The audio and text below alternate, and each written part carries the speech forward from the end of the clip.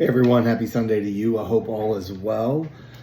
Great job on your DBs overall. With the content was wonderful. You really pointed out some good things with Jamal and the ethical and legal issues. And these things come up, and many of us, get into the counseling profession, and we just want to help people, and we're helpers in some way, and that's such a noble, wonderful thing. But there's issues that come up that we're not prepared for sometimes. This is a great illustration of how quickly things can get sideways. So one of you wrote, the main duty of a counselor is to look out for Jamal's best interests. Yeah, 100%. You use the term non-maleficence or non-malfeasance. I've heard it said both ways. I never know. That means do no harm. That's our number one job as a counselor.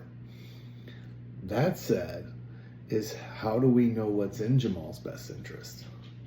Gets tricky really fast, because what I may think is in someone's best interest may not be in their best interest.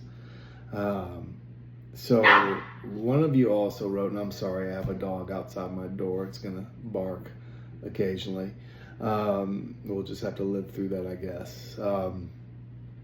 So someone else wrote about a lack of information, and that's something you have to keep in mind as well. We are only getting bits and pieces that we're making our decisions based off of.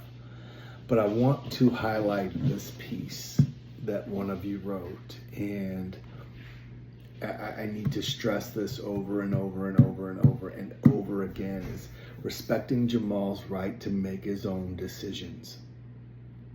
I, as a clinician, am not here to choose for Jamal.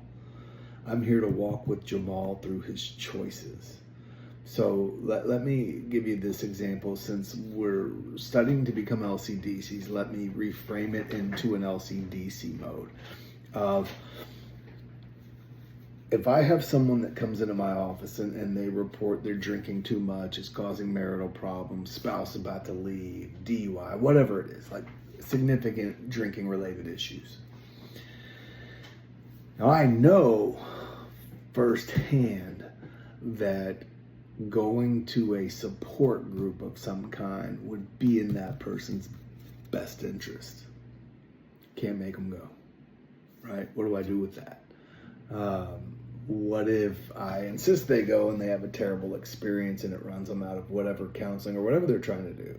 So, knowing what's in someone's best interest and thinking we know what's in someone's best interest, we have to be very careful. And to follow that up with this is somebody wrote in your DB that, you have to be really mindful not to influence or coerce someone into something, into a decision. So this goes along, and since I have all of you in both classes, 1300 and 1305, these are going to overlap, and I'm going to refer back to 1300 here, where in the AA groups or NA groups or 12-step groups, right?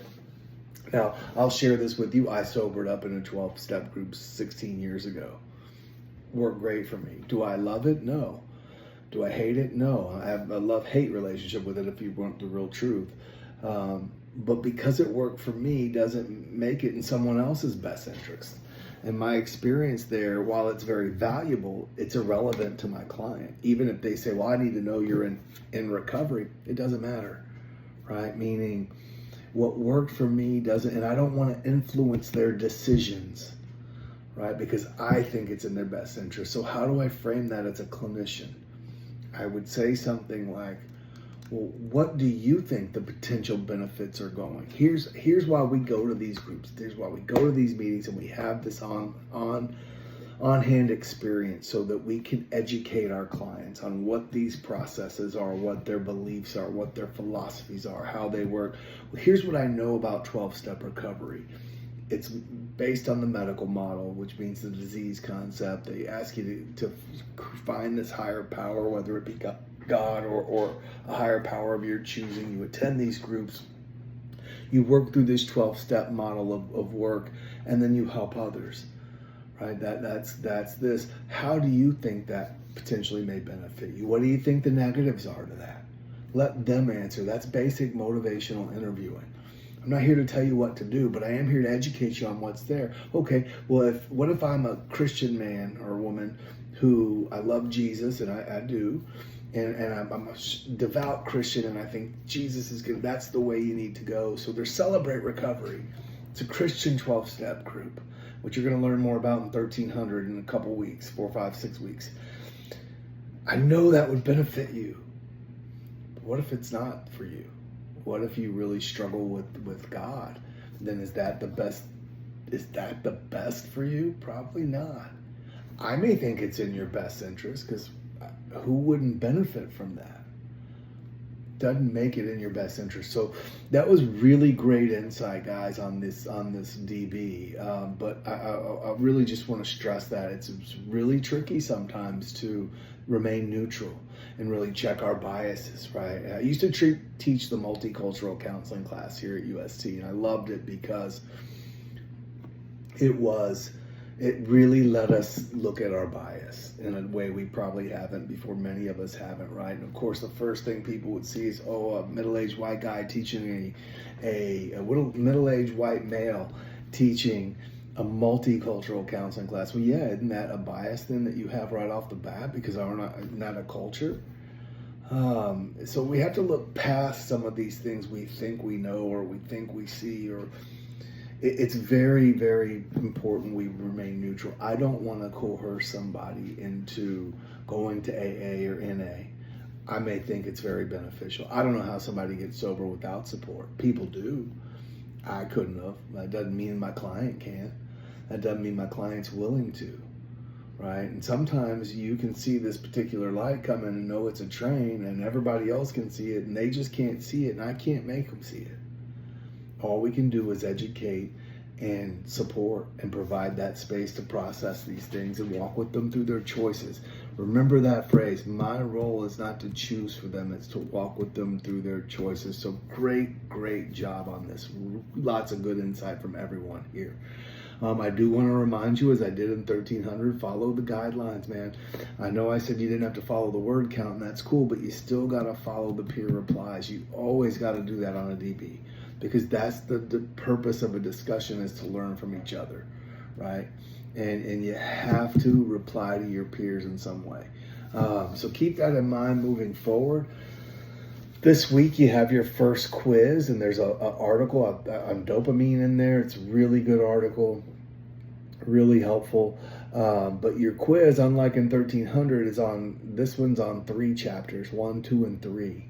Whereas in 1300, they're on just that week's chapter. These are on 3 chapters. Then following that, in week 5, you don't have anything but a reading. So that should be an easy week. Just read chapter 4. And then week 6, you have a DB, which you'll follow those guidelines on assessment and diagnosis. I'll talk much more about that next week. And then to move ahead, you'll have a quiz 2 on chapters 4, 5, and 6 on week 7. Then you have a little break, and then your treatment plan will be due. And I need you to start looking ahead on that. As I mentioned early on in this class, that look, we're already a quarter of the way through, and in another 4 weeks, this assignment is due, this treatment plan, and it's worth a quarter of your grade. And then a couple weeks later, you have a paper due that's worth another quarter of your grade. Those 2 assignments are half your grade in this class, so take them serious. Don't wait till the last minute. Be looking ahead. That said, is every one of these, from this chapter on the ethical and legal issues, to the effects of substance use, to the ideology, to the assessment diagnosis, to treatment plannings and treatment settings, to individual treatment, group, family, is all leading up to this treatment plan and what you're going to do about it. And a treatment plan is simply a roadmap for a client, right? Here's our diagnosis. And as LCDCs, our diagnosis will always be substance use disorders of some kind: alcohol use disorder, stimulant use disorder, cocaine use disorder, whatever it is, cannabis use disorder. And then they have specifiers. There's a DSM-5, a PDF version in your resources. I would encourage you. It's not the newest version, but the criteria for SUD is the same. So I would encourage you all, if you don't have a DSM, to get a DSM, because this is where we get our diagnosis from. And having this diagnosis, when we do treatment plans, just to give you a little insight moving forward, is while we have a diagnosis of treatment plans, of substance use disorder of some kind. Substance use disorder is the broad umbrella. And then there's multiple, I think 10 underneath that are the actual disorders, right? Substance use disorder is the catch-all, if you will, but there's the specific disorders are alcohol use disorder, cocaine use disorder, stimulant use disorder, you get the idea, cannabis use disorder, anxiolytics, all the things, right? So those are the actual disorders, but that doesn't mean we only have the one diagnosis. As LCDCs, we don't diagnose mental health problems. Does that mean our clients don't have them? Of course not. As we're getting ready to read about co-occurring disorders soon in 1300, super important. See how these things kind of go together here. Our job is how does it relate to our substance use disorder? So I can have a treatment plan that says, let's just say alcohol use disorder. But a problem statement can be mental health issues, as evidenced by client reports symptoms of depression that include anhedonia, which is a great word, by the way, but it just means a lack of interest in things that used to interest me, fatigue, sadness, that kind of stuff. So we list some. That doesn't mean we don't touch on them in a treatment plan as a problem statement, but not a diagnosis necessarily. But look, I'm getting kind of far ahead here just to give you some insight into a treatment plan.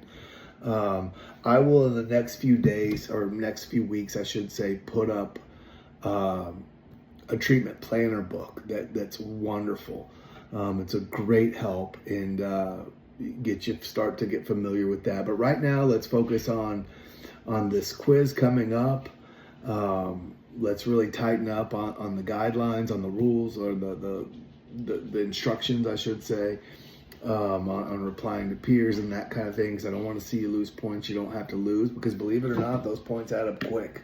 Like in all my classes, I will put out extra credit somewhere about midway through for assignments, that kind of thing. And as always, guys, if I can be of any help, don't hesitate to reach out. We'll talk soon.